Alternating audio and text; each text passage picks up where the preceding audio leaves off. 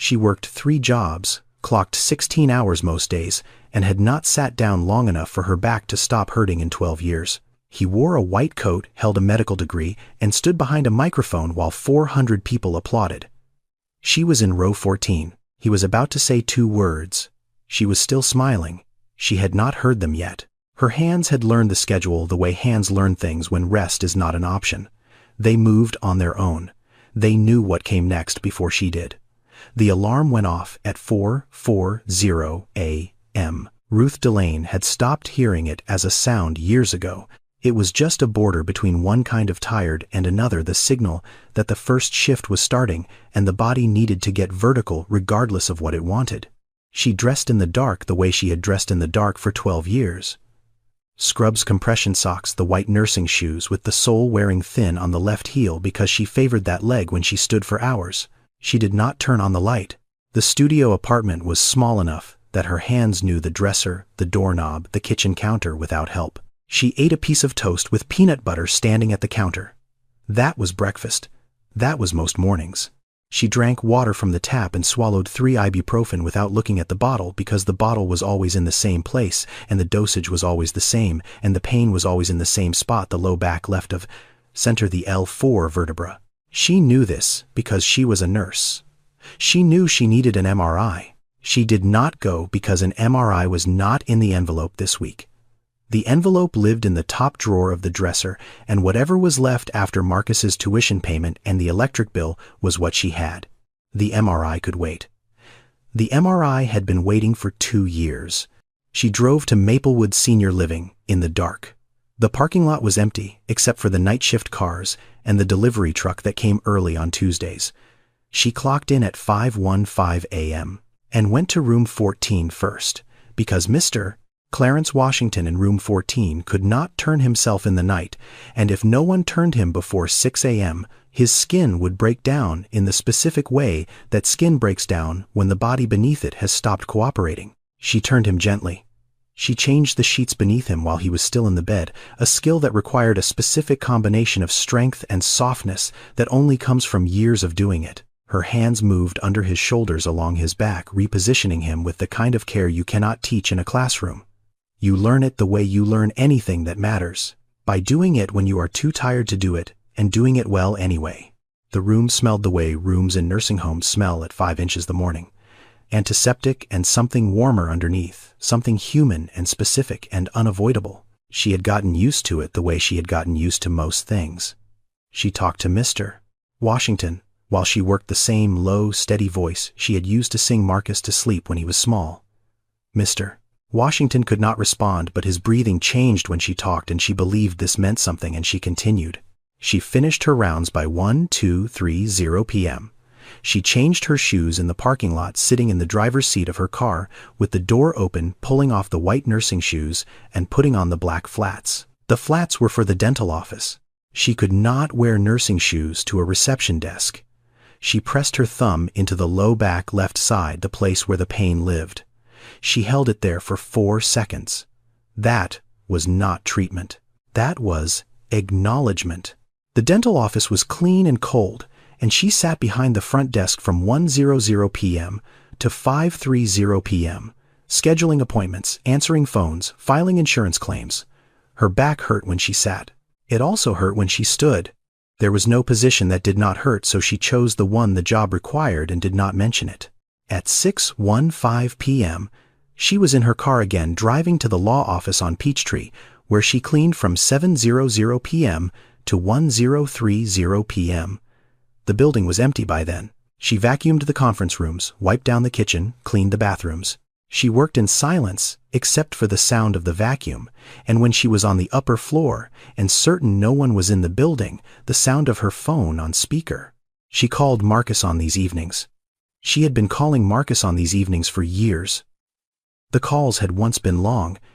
He would tell her about a class, a professor, a patient he had seen during rounds. She would listen while she wiped down tables, and he would ask if she was tired, and she would say she was fine. The calls had gotten shorter. Last Tuesday, the call lasted 2 minutes and 14 seconds. The Tuesday before, he had not picked up. She had called twice, and he had not picked up, and she had left no message because she did not know what message to leave for a person who used to talk to you for an hour and now gives you 2 minutes and a reason to hang up. She did not know why the calls were getting shorter. She told herself it was because he was busy. Medical school was hard, residency applications were coming, he had responsibilities. She told herself this and believed it partially.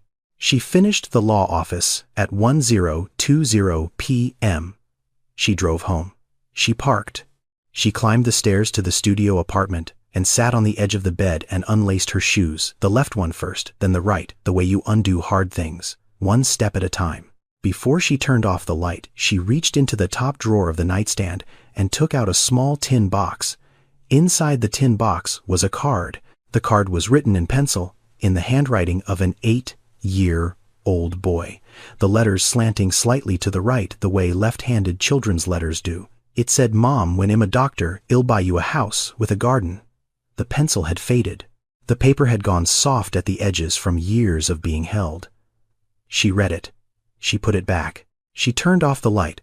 She did not cry. She had spent 12 years learning how not to cry about things she could not change, and the learning had been thorough. Marcus Delane, at 8 years old, sat on the kitchen floor with his math workbook open on his knees, while his mother stood at the stove, making rice and beans after her night shift. This was their arrangement.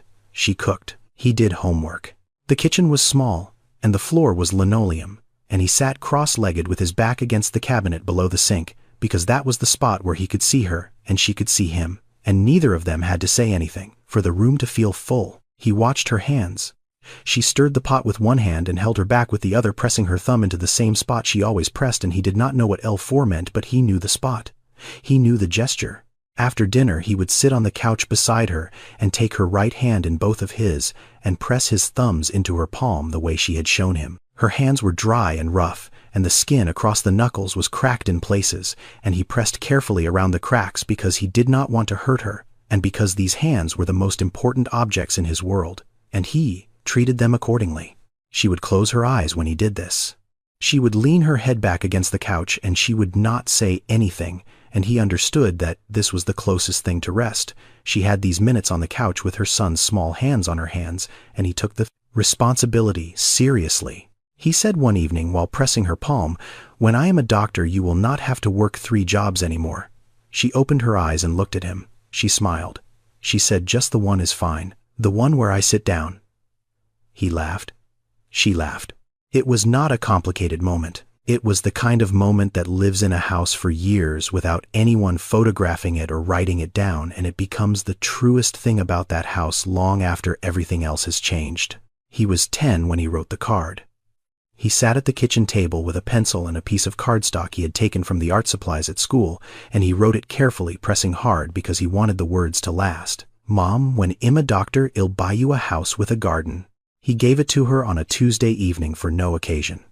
She held it for a long time. She put it in a tin box on her nightstand, and she did not tell him that she read it every night because she did not want him to feel the weight of being someone's reason for continuing. That was not a weight for a 10-year-old to carry. She carried it instead. Marcus at 14 was different. Not in the ways that all children are different at 14, though he was different in those ways too. He was different in a specific way that Ruth saw and did not name, because naming it would have made it something she had to respond to, and she did not know how to respond to it. He had gotten a partial scholarship to Whitfield Academy, a private school. The other students had 2 parents and 1 house and no jobs between them that required a uniform with a logo on the back. Marcus was smart, and he was proud, and he was 14, and he understood already that there was a gap between the world he came from and the world he was entering, and the gap was not just money, it was the way people carried themselves. The things they did not have to explain, the ease. Ruth drove to pick him up on a Wednesday afternoon. She had come from the law office. She had not had time to change. She was wearing the cleaning company polo navy blue with the logo on the back, and she was standing beside her car in the pickup line when she saw Marcus come out the front doors of the school with 2 other boys. He saw her from the top of the steps. She saw the moment he saw her. She saw something cross his face that she had never seen before, a quick calculation, a decision made in the body before the mind has time to intervene. He turned. He said something to the boys beside him. He walked around the side of the building and came out through the back gate and walked to the car from the other direction so that the boys he had been walking with did not see him get into a car with a woman wearing a cleaning company uniform.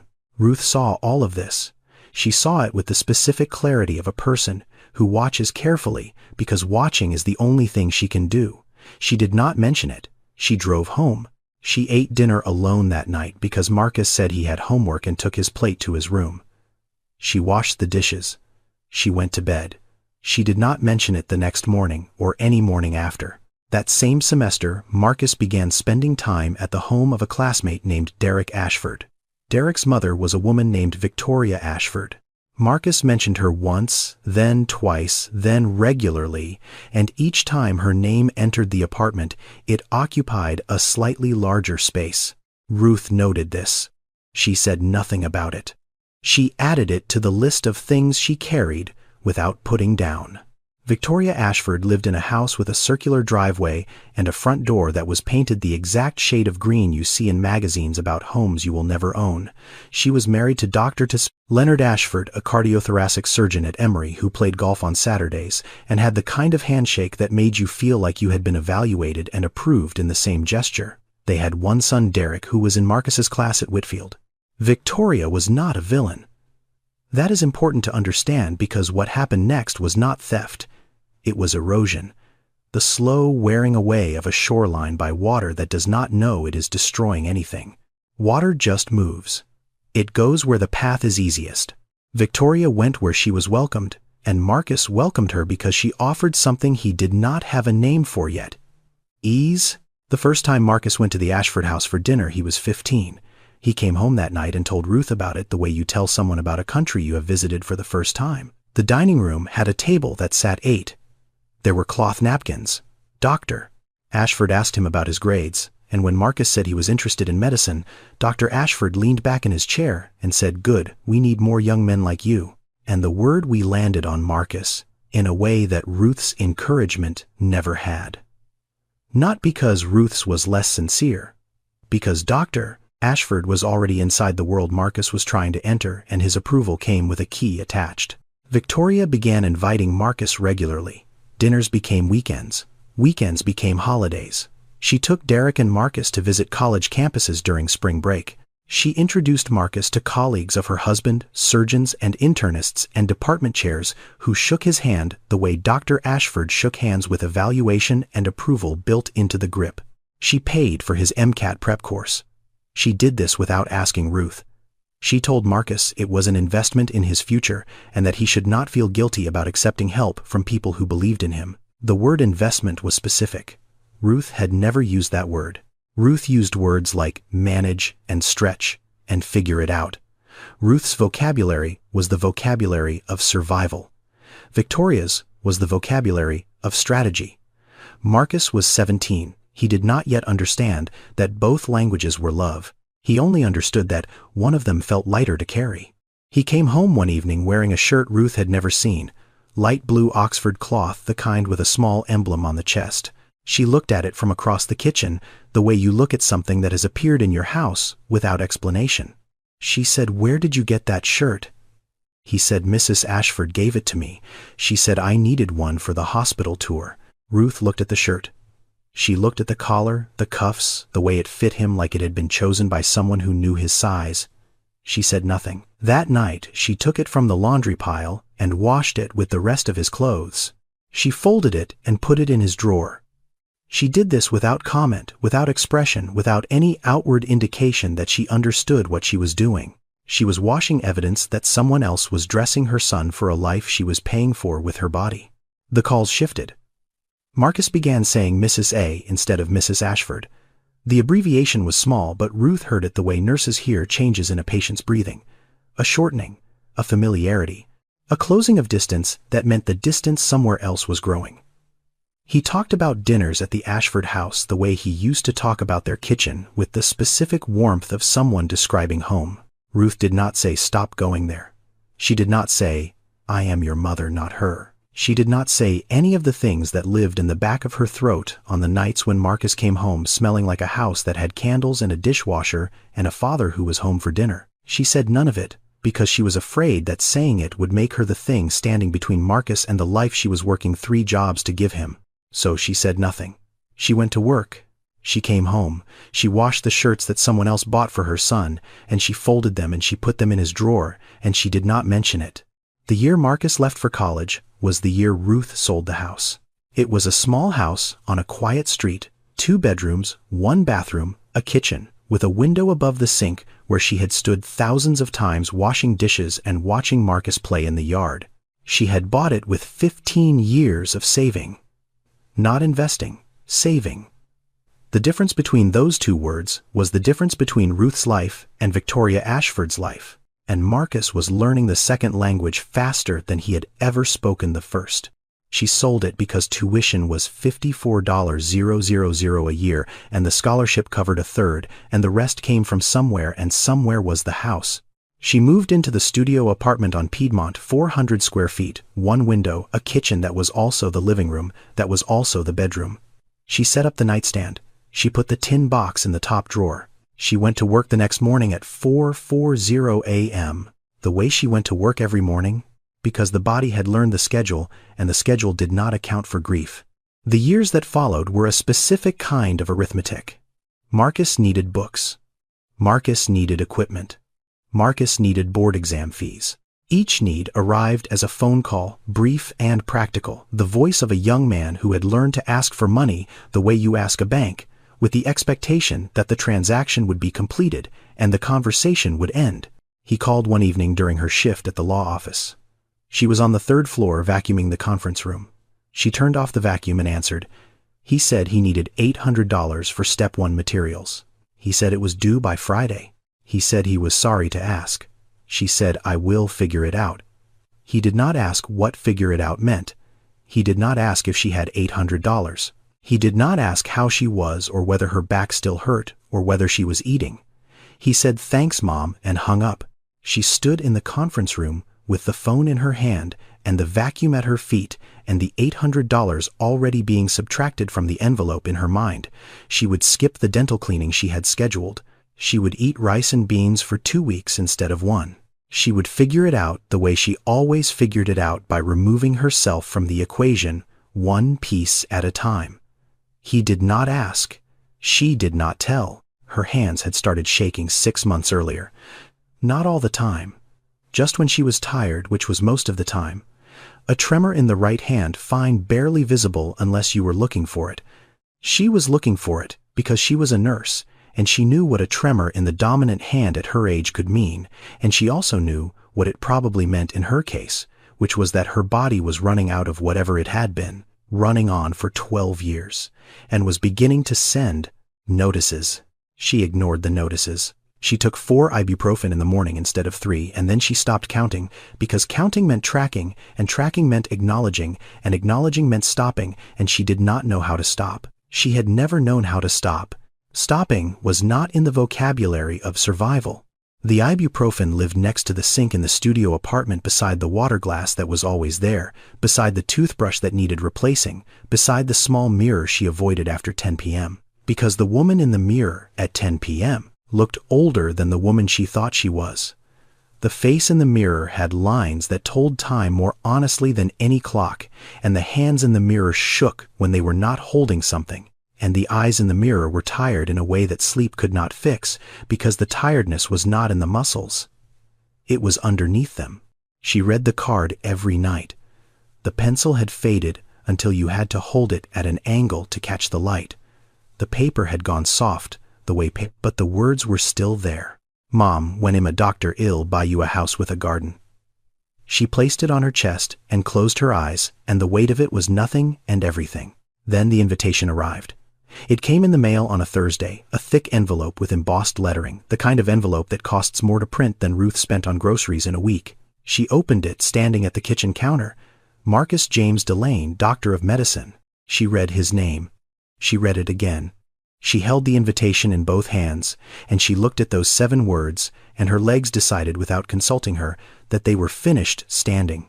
She sat down on the kitchen floor, her back against the cabinet below the sink. The same spot where Marcus used to sit with his math workbook, the same linoleum, the same cabinet, the same floor. She did not cry. She laughed, a sound she had not made in a long time, involuntary and real, the sound of a woman who had spent 12 years converting her body into someone else's future and was now holding the receipt. She sat on that floor for a long time.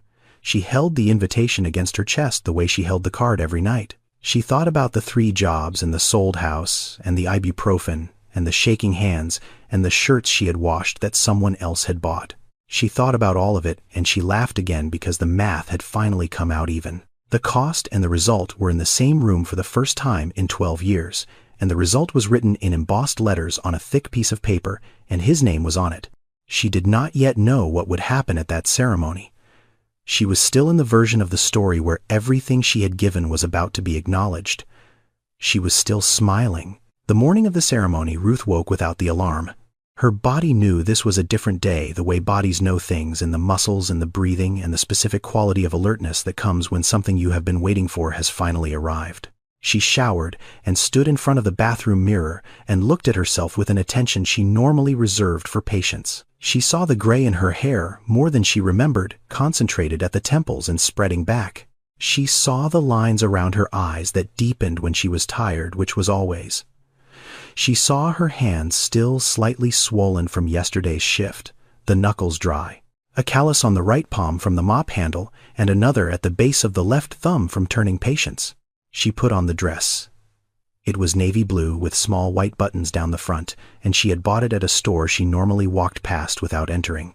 She had tried it on in the fitting room, and stood in front of the 3-way mirror and looked at herself from angles she did not normally see, and the woman in the mirror looked like someone who might sit in the front row of a graduation ceremony, someone whose son was about to become a doctor, someone who had earned the right to be there.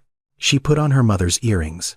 They were small gold studs, the only jewelry she still owned, the only thing she had kept when she sold everything else that could be converted into tuition. She fastened them carefully, one ear then the other, and touched them once, with her fingertips, the way you touch things that carry more meaning than their size suggests. She took the tin box from the nightstand drawer and opened it and took out the card. She wrapped it in a piece of tissue paper, folding the edges neatly, the way she folded everything with the care of a person who has learned that small things deserve the same attention as large ones. She placed it in her purse, beside her wallet, and her keys, and her bus pass. She had planned what she would say when she gave it to him. She had practiced it in her head on the bus rides home from the law office, the words forming and reforming in the dark, while the city slid past the windows. She would find him after the ceremony. She would take it out of her purse. She would hand it to him, and she would say, "I kept your promise for you. Now you can keep it yourself." She locked the apartment and walked to the bus stop. The morning was warm and bright, and the kind of morning that felt like it was cooperating with something. The bus came at 8:15. She got on and sat in the back row and held her purse on her lap with both hands. The city moved past the windows in its ordinary Saturday morning way.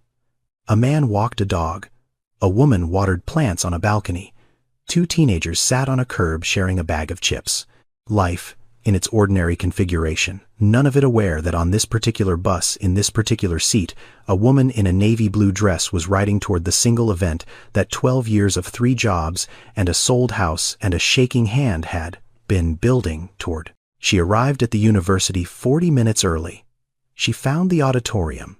She chose a seat in row 14 because the front rows were reserved for faculty, and she did not want to be in the way, and because row 14 was close enough to see his face clearly when he walked across the stage.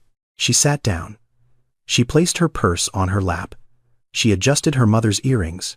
She waited. The auditorium filled slowly around her families with cameras and flowers, fathers in suits, mothers in dresses they had chosen with the same care she had chosen hers. She watched them, and she felt for the first time in a very long time that she belonged in a room. That the room had been built for exactly this purpose, and she had paid the price of admission in full, and the seat was hers. She was still smiling when the lights dimmed. She was still smiling when the dean began to speak. She was still smiling when the names began to be called one by one in alphabetical order and the letters moved closer to D. Marcus James Delane was the 37th name called. Ruth counted. She had been counting since the letter A, tracking the alphabet the way she tracked shift hours, with the specific patience of someone who has spent a lifetime waiting for things that required waiting. When they called his name, she leaned forward in her seat. Row 14. She could see him clearly. He stood from his chair on the stage and walked to the podium, and the dean shook his hand, and he received the diploma, and he was in that moment everything she had built. She did not think the word son. She thought the word work. That is what stood up there in that white coat. 12 years of 440 alarms and 3 shifts, and ibuprofen and an envelope in a drawer and a house she no longer owned. 12 years of hands that shook and a back that ached at L4 and phone calls that got shorter and shirts she washed that someone else had bought. All of it was standing on that stage in a white coat, and the coat was clean and pressed, and his posture was straight, and his name had the word doctor in front of it, and that word had cost her everything she had and most of what she was. She was aware of her hands on her purse, the tin box inside it, the card wrapped in tissue paper. She had the words ready. I kept your promise for you. Now you can keep it yourself. Marcus returned to his seat. The names continued. After the last degree was conferred, the dean invited select graduates to offer brief remarks. Marcus was among them. She knew this already because the invitation had mentioned it, and she had read the invitation 14 times. He walked to the microphone. He looked out at the auditorium. 400 people. Families. Faculty. The specific quality of light in a large room full of people who are all looking at the same person. He was calm. He was composed. He looked like a man who belonged exactly where he was standing, and Ruth understood that this was also something she had built, this composure, this belonging, even if the materials had come from places she had not chosen. He thanked the faculty. He thanked his classmates. He thanked the institution. Then he paused. The pause had a quality to it, a deliberateness, the way a person pauses when they are about to say the thing they have been building toward. He said, I want to thank the woman who made all of this possible. The woman who believed in me before I believed in myself. The woman who opened doors for me that I did not even know existed and showed me what it looked like to live a life of purpose and generosity. Mom, could you please stand up? Ruth's body responded before her mind caught up. Her hands released the purse. Her feet pressed into the floor. Her knees straightened. Her back, the back that hurt at L4, that hurt when she sat and when she stood and when she lay down, that back straightened itself the way it had not straightened in years, because this was the moment, this was the thing the back had been carrying everything toward. She was halfway to standing when she realized he was not looking at her. He was looking to the right. 3rd row, aisle seat. Victoria Ashford was rising from her chair with her hand on her chest and a specific expression on her face that Ruth recognized because she had seen it on the faces of patients' families when they received good news. Gratitude performed with grace. Victoria was standing. The auditorium was applauding. Dr. Ashford beside her was smiling. Derek was holding up his phone to record the moment. Ruth was still halfway up, her knees bent, her back, which had straightened itself for the first time in years, curved again. She sat down. The motion was small. The seat absorbed her weight without sound. The man beside her did not look over. The woman on her other side was clapping. She sat back down. No one noticed. The applause continued. Victoria raised her hand in a small wave composed elegant the wave of a woman who was accustomed to being acknowledged in rooms. Marcus smiled at her from the stage. The specific quality of that smile was something Ruth saw from row 14 with the clarity of a person who had spent 18 years studying that face from across kitchen tables and in rear-view mirrors and through cracked bedroom doors at night. It was a real smile. He was not performing. He meant it. Ruth sat in her seat. She did not move. The ceremony continued around her. More remarks. More applause. A song from the university choir. The recessional. People stood. People hugged. People took photographs. The room filled with the specific noise of completion of a thing having been finished, a future's beginning. She did not stand. She sat in row 14 with her purse on her lap and the tin box inside the purse, and the card inside the tin box, and the words inside the card, and the promise inside the words, and all of it sitting there in the weight on her thighs, while 400 people moved around her toward the exits and toward the lobby and toward the rest of their lives. Her hands were on the purse. They were not shaking. They were very still. The specific stillness of hands that have decided there is nothing left to reach for. She waited until the row was nearly empty. She stood. She walked to the aisle. She walked toward the exit. She did not look toward the stage. She did not look toward the third row. She walked the way she walked through the law office at 10 p.m. Efficiently, without unnecessary movement, the body doing what it had been trained to do in spaces where it did not belong. The lobby was full of people. She moved through them. She reached the glass doors. She pushed through, and the outside air hit her face, and it was warm and bright, and the parking lot was full of cars she did not own. She stood at the edge of the lot. Through the glass doors behind her, she could see the lobby. She could see Marcus. He was standing with the Ashfords. Victoria had her arm around his shoulders. Dr. Ashford was shaking his hand. Derek was beside them. They were laughing. Someone was taking a photograph. Marcus stood in the center of these people with his diploma in his hand and his white coat on his shoulders, and he looked like he belonged to them. Ruth looked at Victoria's hand on her son's shoulder. She looked at the specific placement of it, the casual weight, the familiarity. She knew that hand's position. She had placed her own hand in that exact spot 10,000 times. On the couch, after dinner, in the car on the way to school, in the kitchen while he did homework on the floor. Her hand had lived there for 18 years, and now another hand was in its place, and Marcus was not moving away from it. She turned.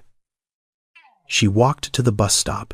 She sat on the bench. She opened her purse and took out the tin box, and opened it, and took out the card wrapped in tissue paper, and unwrapped it, and held it, and read it one more time. Mom, when am a doctor ill buy you a house with a garden? She folded it. She put it back in the tissue paper. She put the tissue paper back in the tin box. She closed the tin box. She put the tin box back in her purse.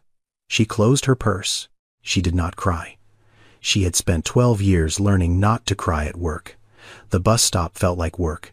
The parking lot felt like work. The auditorium had felt like work. Everything felt like work now, because work was the only mode that her body understood. The only setting that did not require her to feel what had just happened, and her body had chosen it automatically, the way it chose everything without asking permission. The bus came. She got on. She sat in the back. She rode home.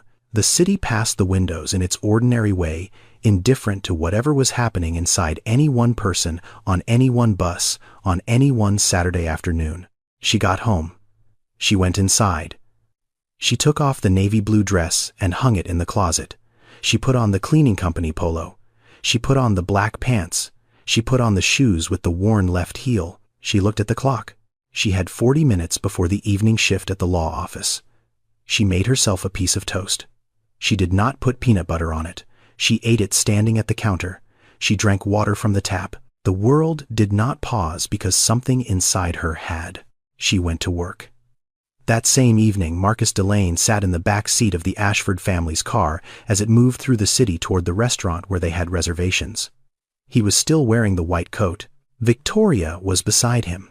She had her hand on his arm, and she was telling him about the reservation and the champagne she had ordered in advance and the toast Dr. Ashford was planning to give. Marcus listened. He nodded. He responded in the right places. He was performing the version of himself that this car required. The version that had been shaped over years of dinners at that table that sat 8 of campus tours and MCAT prep and hospital introductions. He was performing it well because he had been practicing for a long time, and practice makes the performance smooth enough that the performer sometimes forgets it is a performance. Victoria said, "I am so proud of you." She said it with warmth. She meant it. He heard it. He did not correct her. He did not say, "She is not my mother." He did not say, "The woman who paid for my medical school is sitting on a bus right now in a cleaning company uniform." He did not say any of this, because saying it would have broken something in the car in the evening, in the version of himself that he had spent years constructing, and he was not ready to break it. His silence was not cruelty. It was not calculated. It was the silence of a young man who had been moving away from one world and toward another for so long that the distance had become a structure, a building he lived in, and he did not know how to leave it without the whole thing coming down. He knew Ruth had been at the ceremony. He had seen her in row 14. He had seen the navy blue dress. He had seen the small gold earrings. He had seen her begin to stand when he said the word mom, and he had seen her sit back down. He had seen all of it. The decision had not been made on the stage. The decision had been made months earlier in the Ashford living room, rehearsing his remarks. Victoria had been sitting across from him listening, and when he finished, she had said casually, almost as an afterthought, "Are you going to mention me?" He had not said no. That was the moment. Not the stage, not the microphone, not the word "mom." The moment was in a living room when a question was asked, and he did not say no, and the not saying became a direction, and the direction became a speech, and the speech became a public thing that could not be taken back. He understood what he had done. He understood it the way you understand something you are not yet able to look at directly, the way you understand a shape in your peripheral vision that you know is there, but cannot turn toward, because turning toward it would require seeing it fully, and seeing it fully would require doing something about it. He looked at his phone. There were 4 missed calls from Ruth. No voicemails.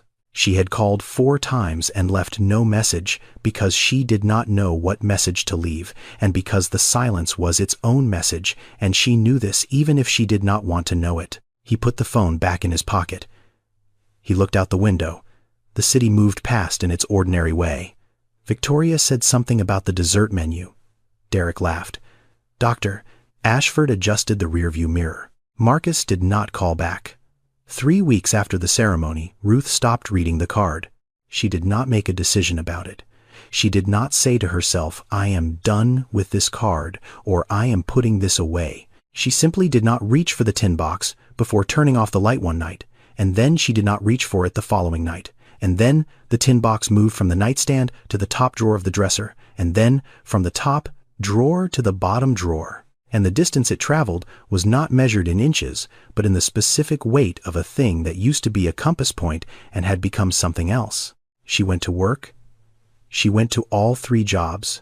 She arrived on time. She performed each task with the same precision she had always brought because her body knew the schedule, and the schedule did not account for whatever was happening underneath it.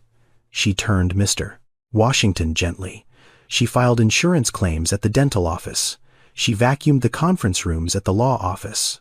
But something had changed. Not in the work, in the worker. Something behind her eyes had rearranged itself in a way that was not visible from a distance, but was visible to anyone standing close enough to look. The woman beside her at the nursing station noticed it. The office manager at the dental clinic noticed it. Nobody said anything because Ruth was the kind of person whose competence made people assume her well-being, and competence is the most convincing mask there is. Ernestine Okafor noticed. Ernestine was 58 years old. She had been a nurse's aide at Maplewood for 11 years. She had come from Lagos when she was 34 and had worked in hospitals and care facilities ever since, first in New York, then in Atlanta, the long geography of immigrant work.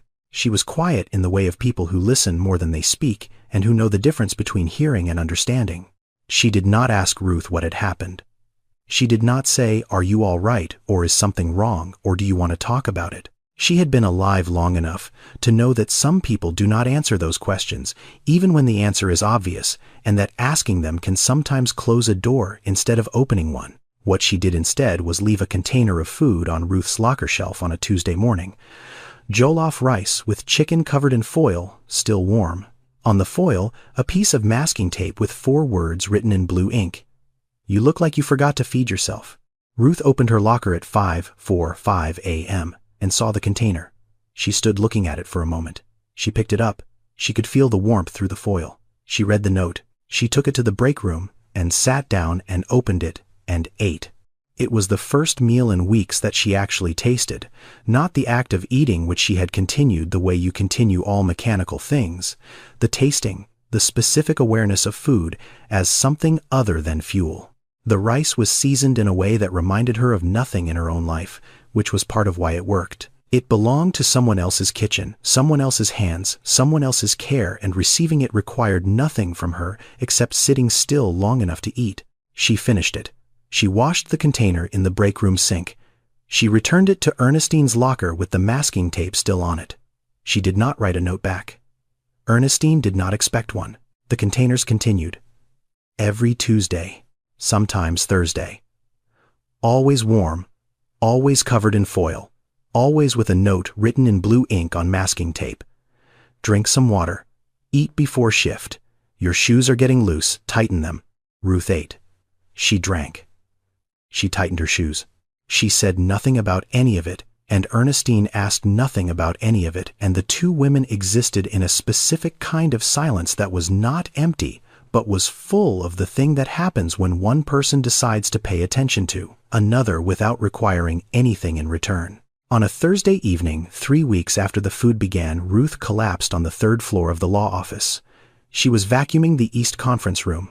She felt the floor tilt. She felt her vision narrow to a point, and then the point went dark. She fell. The vacuum kept running beside her on the carpet. The security guard found her 8 minutes later on his rounds. He called 911. The ambulance came. She was taken to Grady Memorial. The ER doctor was younger than Marcus, and he told her she was severely anemic, dehydrated, and showing early markers of renal insufficiency. He told her she needed rest. He told her she needed follow-up care with a nephrologist. He told her she needed to stop working 3 jobs. She said, "I will." She was discharged the following morning. She took the bus to Maplewood. She clocked in at 5:15 a.m. She went to room 14. She turned Mr. Washington. Her hands shook while she did it, a tremor fine enough that the patient could not feel it, but steady enough that she could. She had never known how to stop. Stopping was not a skill she had ever been taught. Her mother had not taught her how to stop. The world had not taught her how to stop. She knew how to start. She knew how to continue. She knew how to manage the envelope and swallow the ibuprofen and drive to the next shift and wash the uniform and set the alarm and get up and do it again. She knew all the verbs of forward motion. She did not know the verb for standing still. Ernestine was in the hallway when Ruth came out of room 14. She looked at Ruth. She looked at the way Ruth was holding the wall with her left hand, not leaning on it, just touching it the way you touch something when your body is making decisions your mind has not approved. Ernestine said nothing that morning, but the following week she began asking questions. Not about the ceremony, not about Marcus. Small questions, practical ones. When did you last eat? How many hours did you sleep? When was your last day off? Ruth answered them, the way she answered all questions briefly and without detail. Ernestine listened the way she always listened, with the full attention of a woman who understood that the answers to small questions sometimes contained the shapes of larger ones. She was beginning to form a plan. She had not told Ruth about it yet. She had not told anyone.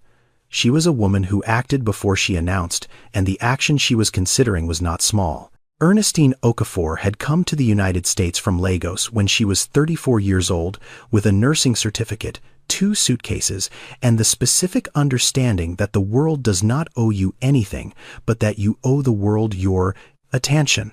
She had worked in hospitals and care facilities for 22 years, first in Brooklyn, then in Newark, then in Atlanta. Each city a chapter in the long book of a woman who moved toward work the way water moves toward low ground naturally and without complaint. She had 3 children, all grown, all living in different cities. She called each of them on Sundays. The calls lasted exactly as long as they needed to and not a minute longer, because Ernestine was not a woman who confused talking with caring. Caring was what you did on Tuesdays and Thursdays and the ordinary mornings when no one was watching.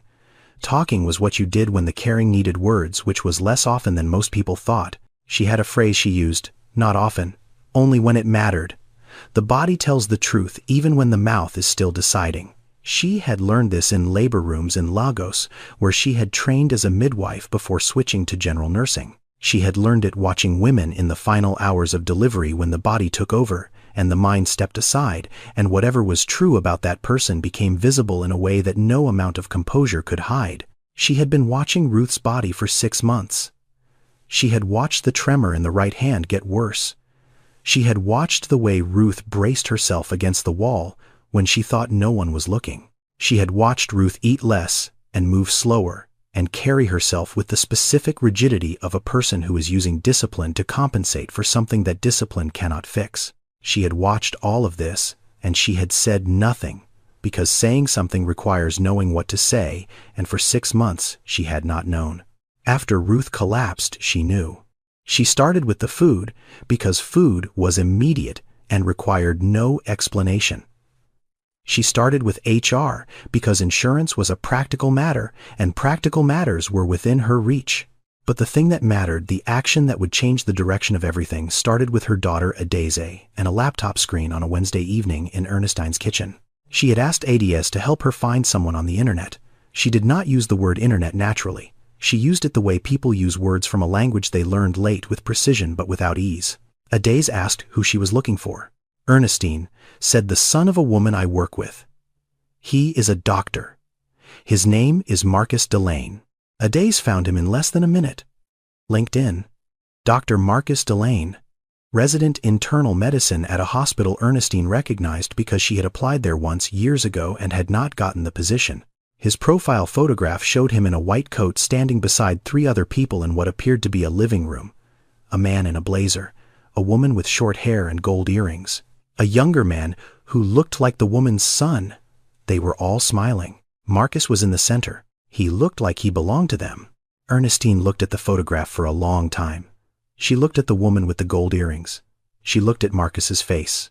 She understood something in that photograph that she could not have explained if someone had asked her to, but that she recognized the way she recognized the truth in a laboring woman's body. She recognized the shape of a man standing in the wrong family. She asked Adese to find a phone number. Adese found the hospital's main line. Ernestine wrote it down on a piece of paper in the handwriting of someone who had learned to write in a school where penmanship was considered a form of respect. She put the paper in her purse. She thanked Adese. She washed the dinner dishes. She went to bed. She called the following morning from the parking lot of Maplewood before her shift. She called the hospital. She asked for Dr. Marcus Delane. She was transferred. He picked up on the 4th ring. His voice was professional and efficient and slightly impatient in the way of residents who are always between one task and the next. She said, "My name is Ernestine Okafor. I work with your mother at Maplewood Senior Living. She collapsed last week at her evening job. She was taken to the emergency room. She has been diagnosed with anemia and early kidney disease. She did not call you because she did not want to interrupt your new life. I am calling because someone should." The line was quiet. She could hear the hospital behind him, the distant sounds of pages and machines, and the specific noise of a building full of people who are sick and people who are trying to make them better. He did not speak. She said one more thing. She said it because it was the truth, and because the truth was what she had come to deliver, and because delivering it required nothing more than opening her mouth and letting the words out. She said, "I have watched her hands shake for 6 months. She still makes the beds gentler than anyone I know." She hung up. She had said what needed saying. She put her phone in her purse. She walked into Maplewood. She clocked in. She went to work. Marcus stood in the hospital corridor with the phone in his hand. The call had lasted 7 seconds. He knew this because the screen showed the duration, the way screens showed durations precisely and without any understanding of what the numbers contain. He put the phone in his coat pocket. He walked to the restroom at the end of the hall. He pushed the door open. He stood at the sink. He looked at his hands. They were a doctor's hands. Clean. The nails trimmed short. The skin smooth from the alcohol-based sanitizer he used 40 times a day. No calluses, no cracks, no tremor. They were hands that had been trained to diagnose, to palpate, to read the body the way a musician reads a score, with precision and fluency and the specific confidence of someone who has been taught by excellent teachers in excellent rooms. He looked at his hands and he thought about his mother's hands. He did not decide to think about them. The thought arrived the way Ernestine's phone call had arrived, without warning and without permission. His mother's hands. The dry knuckles.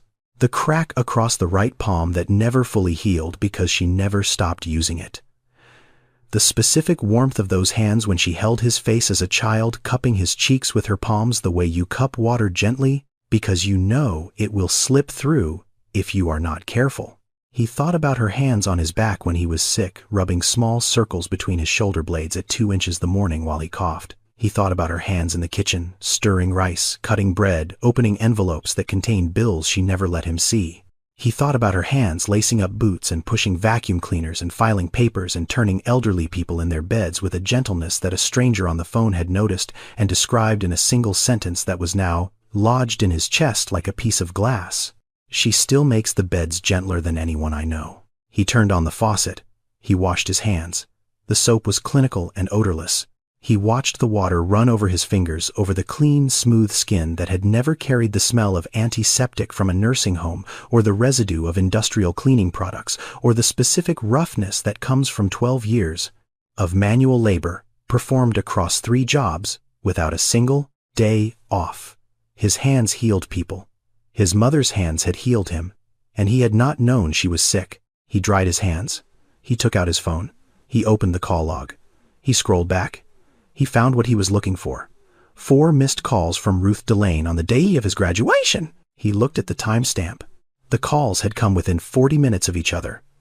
2:14 p.m. 2:22 p.m. 2:31 p.m. 2:38 p.m. No voicemails. She had called 4 times and left no message. He understood now why she had not left a message. She had not trusted her voice. She had called because her body needed to do something, and calling was the only action available, and each time the voicemail picked up, she had hung up because she could not say what needed to be said without the sound of it betraying what she was feeling, and she would not give him that. She would not give anyone that. He put the phone back in his pocket. He leaned against the sink. He stayed there for a long time. He did not cry. He was aware of something pressing against the inside of his chest, something that had been building since the phone call and was now occupying a space that made breathing slightly harder, the specific sensation of a truth that has been avoided for years, arriving all at once. He knew what he needed to do. He knew the way you know things in the body before you know them in the mind, the way his mother's body had known the alarm before the alarm went off. He knew. He was not yet able to move toward it because moving toward it meant moving away from everything he had built around himself for the past 6 years, the identity, the belonging, the version of Marcus Delane, who lived in a house with a circular driveway and called a woman with gold earrings by a name that was getting shorter every year. He left the restroom. He went back to work. He saw patients. He wrote notes. He answered pages. He did everything the day required of him because his body knew the schedule, the way Ruth's body knew the schedule, and the schedule did not account for whatever was happening underneath. But the sentence would not leave. It sat in the center of his thinking like a stone in a current. The water moved around it, but the stone did not move. She still makes the beds gentler than anyone I know. He carried it through the afternoon. He carried it through rounds. He carried it into the evening when he drove to the Ashford house and parked in the circular driveway and walked through the green front door. Dinner was at 7:30. It was always at 7:30. Victoria had made something with salmon and a salad with ingredients that had specific names Marcus had learned to recognize over the past several years. Dr. Ashford was at the head of the table. Derek was across from Marcus. Victoria was beside her husband talking about something that had happened at a board meeting that morning. Then she turned to Marcus. She said she had been speaking with Dr. Ashford about an opening in his practice group, a junior position, internal medicine with a cardiology focus. It would be an excellent fit. The pay was strong. The mentorship would be direct.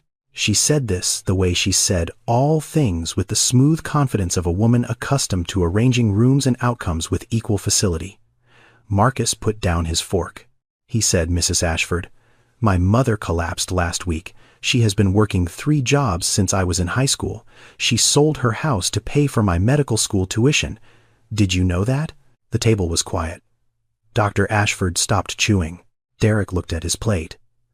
Victoria looked at Marcus. She said, "I knew she worked hard. I did not know the specifics." The word specifics entered the room and sat down. It was a word that meant everything and admitted nothing. It was a word that drew a line between knowing and caring, between seeing a woman and seeing what was happening to her. Victoria had seen Ruth at school pickups and parent conferences, and the one time Ruth had come to the Ashford house to collect Marcus and had stood in the foyer in her cleaning company uniform, and Victoria had offered her a glass of water, and Ruth had said no thank you and left. Victoria had seen all of that, and had filed it under hardworking, and had not looked closer because looking closer was not required of her, and the world does not require you to look at things that are not your responsibility. I did not know the specifics. It was not a lie. It was the truth of a person who had chosen not to look. Marcus said, when I called you, Mom, on that stage, did you correct me? Victoria was still. Her hands were on the table, one on either side of her plate. She did not move. The question hung in the air between them, the specific quality of a question that is not really a question because both people already know the answer. She had not corrected him. She had stood up. She had accepted the applause. She had placed her hand on her chest. She had been photographed. She had been thanked. And she had not said, I am not his mother. His mother is in row 14. She had not. Marcus looked at her face. He saw something he had not expected to see. Not guilt, not shame, something closer to recognition. The expression of a person realizing for the first time that a thing they had been doing without thinking had a cost they had not been paying. He pushed his chair back. He stood. He did not raise his voice. He did not slam anything. He reached into his pocket and took out the key to the front door, the key Victoria had given him 2 years ago when he began staying regularly. He placed it on the kitchen counter beside the salt shaker. He looked at it there on the granite surface, a small brass key that represented a door he had been walking through for years. A door that had been easy to walk through because someone else had been holding it open. He said, thank you for everything you have done for me. He said it quietly, and he meant it because Victoria had done things for him, and gratitude was not something he owed less of because the rest of the equation had changed. But the equation had changed. He walked to the front door. He opened it. He did not close it loudly.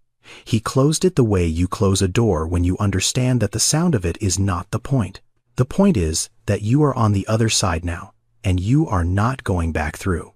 He stood on the porch of the Ashford house in the evening air. The circular driveway, the green door behind him, the neighborhood quiet and manicured and lit by the specific warm glow of houses where people have never had to sell anything to pay for anything. He took out his phone. He did not call Ruth. Not yet. He was not ready. He needed to be something other than what he had been when he stood on that stage, and becoming that required more than a phone call. It required showing up. And showing up required knowing what to bring. He did not know yet, but he was closer than he had been that morning. The stone in the current had not moved. She still makes the beds gentler than anyone I know. He got in his car and drove. He knocked on the door of the studio apartment on Piedmont at 6:14 inches the evening. He knew she would be home because he knew her schedule. He had always known her schedule. He had simply stopped paying attention to it the way you stop paying attention to things that are always there, the way you stop hearing a clock that has been ticking your entire life. Ruth opened the door. She was wearing the cleaning company polo, the navy blue one with the logo on the back. Her shoes were on. Her keys were in her hand. She looked at him the way she looked at everything, directly, without performance, without any rearrangement of her face to make the moment easier for the person standing in front of her. She said, I have work in 40 minutes. He said nothing. She stepped aside. He walked in. The apartment was 400 square feet. He understood this not because he measured it, but because his body understood the dimensions the way a doctor's body understands a room, by the amount of space between the walls and the number of steps it would take to cross it. 4 steps from the door to the kitchen counter. 3 steps from the counter to the bed. The bed was a single. The sheets were white and tight at the corners, made with the specific precision of a woman who had spent 12 years making beds for other people and could not bring herself to leave her own unmade.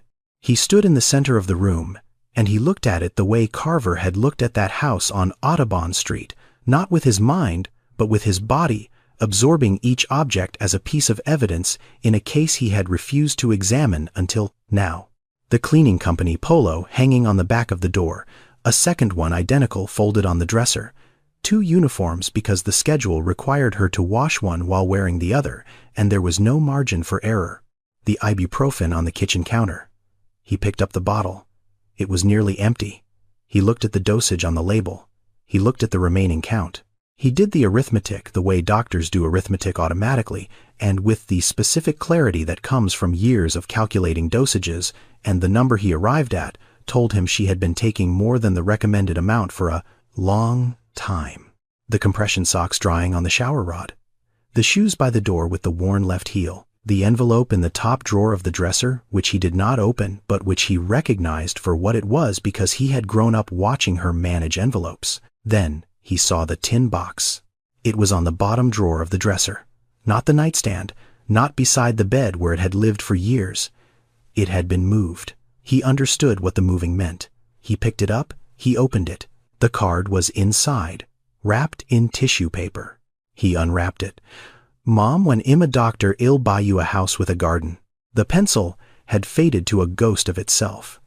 The paper was soft at the edges from years of being held by the same hands night after night. His handwriting at 8 years old, the letters slanting right because he was left-handed, the apostrophes missing because he had not yet learned them, the promise, large and clean and absolute in the way that only a child's promises can be because children do not yet know what promises cost. His hands were shaking. He noticed this with the clinical detachment of a doctor observing a symptom, and then the detachment collapsed and he was not a doctor holding a piece of paper. He was a son holding the weight of 12 years of ibuprofen and envelopes, and worn left heels and compression socks, and 3 jobs and a sold house, and a woman who had read these words every night and had moved the box to the bottom drawer after the ceremony because the words had become too heavy to keep close. His legs made a decision. He sat down on the floor, not on the bed, not on the chair, the floor. Because the floor was what was available when the body stopped cooperating and the mind had nothing left to offer in the way of structure. He sat on the linoleum of his mother's studio apartment in his white coat with the card in his hands, and he did not perform anything. He did not explain. He did not apologize with words because the words he had were not adequate for what they would need to carry, and he knew this the way you know things you cannot yet say. Ruth looked at her son on the floor. She had seen this before. Not this specific thing, but the shape of it. The shape of a person arriving at the end of whatever they had been holding up and finding that the holding was finished. She had seen it in patience. She had seen it in herself on the kitchen floor the day the graduation invitation arrived. The same linoleum, the same position. She stood in the doorway of her own apartment, and she looked at him, and she made a decision. Not a dramatic decision, a quiet one. The kind of decision that happens in the body before the mind has given permission. She sat down. Not close. Not yet. She sat on the floor across from him, with her back against the kitchen cabinet, the same cabinet she had leaned against on the morning she read his name on that invitation, and she left the distance between them, because the distance was not hostility. It was the appropriate space of a woman who had been carrying something alone for a very long time and needed to see what he would do with the space before she closed it. He said, "I called her Mom." She said, "I know." He said, "I was wrong." The silence lasted longer than any silence should. Outside, a car passed. Somewhere in the building, a television. The ordinary sounds of an ordinary evening in a city that was not aware of what was happening in this specific room, on this specific floor. She said, "You were not wrong about needing something I could not give you. You were wrong about thinking that meant I was not enough." He looked at her. She looked at him. She was not performing forgiveness. She was not performing anything. She was sitting on the floor of her apartment in her cleaning company uniform with her keys still in her hand, and she was telling him the truest thing she knew, which was that love is not measured by what you are able to provide. It is measured by what you are willing to lose. And she had been willing to lose everything, including him, and she had lost him, and she was still here, and the floor was holding both of them, and that was enough for now. He put the card down on the floor between them. He took out his phone. He dialed a number. He said, "This is Dr. Delane. I need to switch my shift tomorrow. I will not be available until noon." He hung up. He looked at Ruth. He said, "I am driving you to the doctor tomorrow morning." "I am not asking." She looked at him. She was still holding her keys. She had been holding them since she opened the door, gripping them in her right hand, the hand that shook the hand that had been lacing boots and turning patients and filing claims and pushing vacuum cleaners for 12 years without stopping. She was holding those keys the way she held everything tightly, because holding tightly was the only way she knew. She put them down. She set them on the floor beside the card, the small sound of metal on linoleum. She nodded. She did not say you do not have to. She did not say I am fine. She did not reach for any of the phrases she had been using to keep people at a distance for 12 years. She nodded. That was all. And in that nod was the first time in 12 years that Ruth Delane allowed someone else to carry something for her. Marcus stood up. He went to the kitchen. He opened the refrigerator. There were eggs. There was bread. There was a jar of peanut butter that was almost empty. He took out the eggs. He took out the bread. He found a pan under the counter. He turned on the stove. Ruth sat on the chair by the kitchen counter and watched her son make scrambled eggs in her apartment. She watched his hands. They were a doctor's hands, clean, smooth, no calluses. They moved with precision and care, cracking the eggs, stirring them in the pan, the specific competence of hands that had been trained to be gentle with things that are fragile. She had taught him that, not in medical school. In this kitchen, in the old kitchen on the old street, when he was small and she was young, and the promise was still written in fresh pencil and everything was still possible. His hands were cooking for her. Her hands had cooked for him for 18 years. The circle was closing. Not completely, not all at once, but the hands that she had rubbed and held and bandaged and watched grow from small to large, those hands were now holding a spatula and scraping eggs onto a plate and setting it in front of her the way she had set 1,000 plates in front of him, and the gesture was so ordinary and so specific that it contained everything that needed to be said without either of them saying it. They ate. He asked about Ernestine. Ruth told him. She told him about the containers of food, the notes on masking tape, the questions that were not really questions but were a kind of watching the specific attention of a woman who had decided that Ruth was worth seeing. Marcus was quiet. Then he said, I need to thank her. Ruth said she does not want thanks. She wants you to show up. He looked at her. He understood what she meant. Showing up was not dramatic. It was not the thing you told people about at dinners, or wrote into speeches, or performed on stages in front of 400 people. It was the thing you did on a Tuesday morning, when no one was watching and nothing required it except the specific understanding that someone you loved was still here and still deserved your presence. Showing up was eggs in a pan and a ride to the doctor and keys set down on a floor. Showing up was what his mother had done every morning at 440 for 12 years, and what Ernestine had done every Tuesday with a container of rice, and what he had failed to do for so long that the failing had become a structure he lived inside without knowing he was living inside it. He washed the dishes. She dried them. They stood side by side at the small sink in the small kitchen, and the apartment that had been built for one person held 2 people, and it held them well enough. The following morning, Marcus pulled his car up to the curb outside the apartment at 815. Ruth came out wearing a blue shirt and the black flats. She got in.